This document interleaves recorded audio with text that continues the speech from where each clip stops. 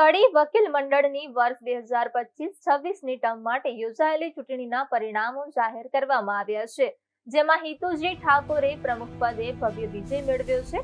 આ ચૂંટણી કડી સ્થિત એડિશનલ ડિસ્ટ્રિક્ટ કોર્ટ ખાતે યોજાઈ હતી, જેમાં કુલ 172 વકીલોએ મતદાન કર્યું હતું. સમગ્ર મતદાન પ્રક્રિયા દરમિયાન વકીલોમાં ઉત્સાહભર્યો માહોલ જોવા મળ્યો હતો અને ચૂંટણી શાંતિપૂર્ણ રીતે સંપન્ન થઈ હતી. પ્રમુખ પદ માટે થયેલી સીધી સ્પર્ધામાં હિતુજી ઠાકોર અને ઉસ્માનભાઈ રાતડિયા આમને સામને હતા.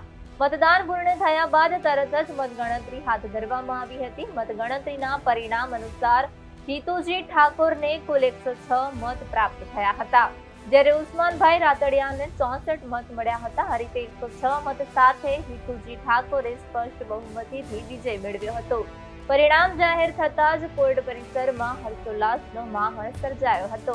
વકીલ મંડળના સભ્યો દ્વારા નવનિયુક્ત પ્રમુખને અભિનંદન પાઠવવામાં આવ્યા હતા. નાગરિકોએ જેમને મહેસાણા અઠવાડિયામાં 2 વખત ધક્કા થતા અમારા વકીલ મિત્રોને ધક્કા થતા હતા, એ એસીબીના કારણે બંધ થશે. કે એ પ્રમુખ પદે ફોર્મ ભરાયું એમનું અને આ સેશન્સ કોર્ટનું બોર્ડ લાગ્યું, એ માટે અમે ખૂબ ખૂબ આભાર માનીએ છીએ એસીબીનો. અને એની અંદર દિવાનજી ઠાકોર જે અમારા સિનિયર ધારાશાસ્ત્રી કે જે આજે અમારા ઠાકોર સમાજના અગ્રણી અને અમારા વકીલના અમારા સિનિયર એવા કે એમની ખૂબ જ એમના આશીર્વાદથી અમારે તો મારે ને ઈસુજીને એમના આશીર્વાદ જ જોઈએ.